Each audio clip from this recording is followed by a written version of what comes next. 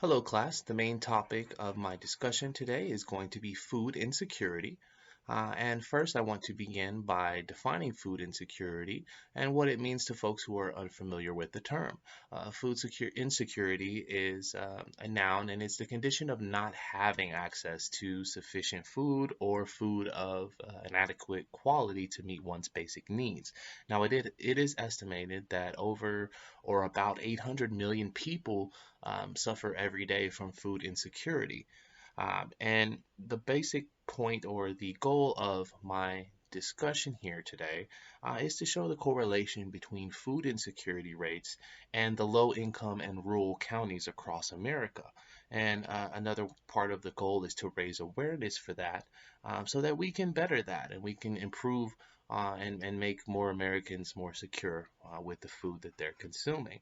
Now, the main source for my discussion today is going to be from what is called Map the Meal Gap. It is a yearly survey conducted by feedingamerica.org, and the data was actually posted in 2019, and it contains information gathered in the year 2017, or pre-pandemic, so to speak. So keep that in mind as I'm giving you the information here. This was quite a bit ago, but you can also go to the feedingamerica.org to see the most recent survey numbers and how food insecurity is still impacting America, uh, you know, 4 or 5 years later. In 2017, the average food insecurity rate for all counties in the US was about 13%. Now, if we look at the top 10% of the counties that were surveyed, which is about 317 counties with the highest rates, they're averaging together about 21% of a food insecurity rate, which is rather high. Now, in those higher risk counties, about 1 in 5 people suffer with food insecurity and hunger. Now, for the survey and for better understanding of food insecurity impact, we divide the counties into metropolitan and rural areas. Now, the metro areas are within the populous cities, where you can, typically have um, more than 100,000 people within that city limit there. Now, the rural areas are located outside the boundaries of these more populous cities, and those make up the rest of the rural areas. Now, the interesting fact is that the rural counties have higher food insecurity rates because there are less people per county by population. Um, Rural counties represent about 80% of the counties with the highest food insecurity rates. So then we're going back to that 317 counties. Of those, about 80% of those counties are actually what would be considered rural counties. Meaning that the population, they are outside of metropolitan areas, the population is typically lower.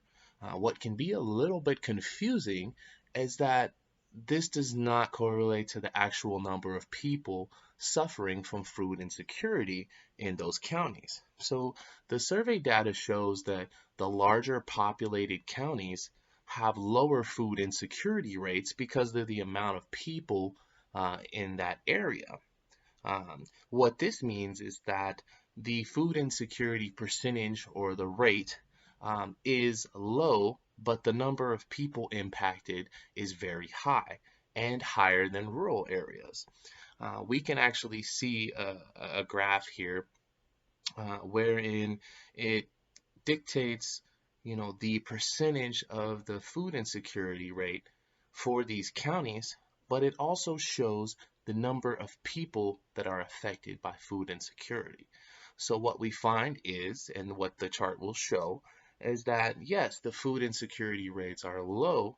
However, the county has such a large population that a low rate could also mean 1 million people or 1.1 million people in New York that are suffering from food insecurity.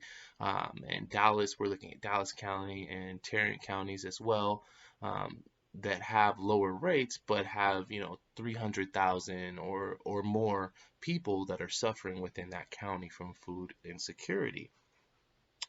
Now, The counties with the highest food insecurity rates are more economically challenged than the average U.S. county. Unemployment rates are about 7%. Keep in mind this was 2017. And the poverty rates are about 27%. The average income in these counties is about 35,000 a year versus all the other counties, which is an average of about 49,000 a year. Not surprisingly, these areas with persistent poverty as defined by the government income standards are minorities, such as Black and Latino and Asian communities. The rural areas have less access to food and they also have higher poverty levels, again, as defined by the government. Now, federal programs do exist, and some of you may be familiar with the programs such as Women, Infants, and Children, or WIC, and the SNAP program, and things of that nature. The income limits placed by the government in order to be eligible for these programs often exclude people suffering with food insecurity. Now, if we take a look at this chart showing the limits for the requirements for these programs by the number of individuals in the household, we see that oftentimes, with a household of four, the income is just a tad bit too high, or could be too high, even if it's at 35,000 a year, to be eligible for some of these programs. Therefore, there's an additional challenge here, not only to make these folks aware of these programs in the more rural areas, but in the more populated areas, there is a challenge to make a review on these limits so that more people are eligible. Because a lot of people do know about these programs, however, they are not eligible due to the standards set in place by the government and what dictates poverty lines and what dictates eligibility for these programs in general. Now, about 3 in 10 individuals in homes that have food insecurity are ineligible with incomes that are too high for program assistance. That's quite a bit, almost 30%.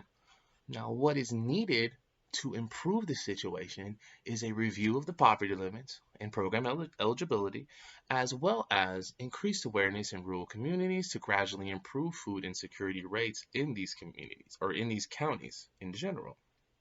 Um, that is something that can take over time, but I think that it does have to be reviewed. It does have to be looked at again because this is becoming the norm, and these numbers are growing and growing with food insecurity rates across these different counties. And we're seeing a pattern here. We're seeing the low income, the low poverty. We're seeing them being impacted the most. And we can do something to change it.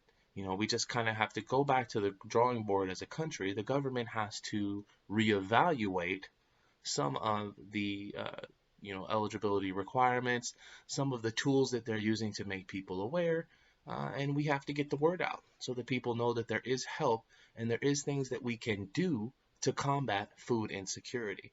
I thank you all for listening to my presentation and my discussion, and thank you for listening.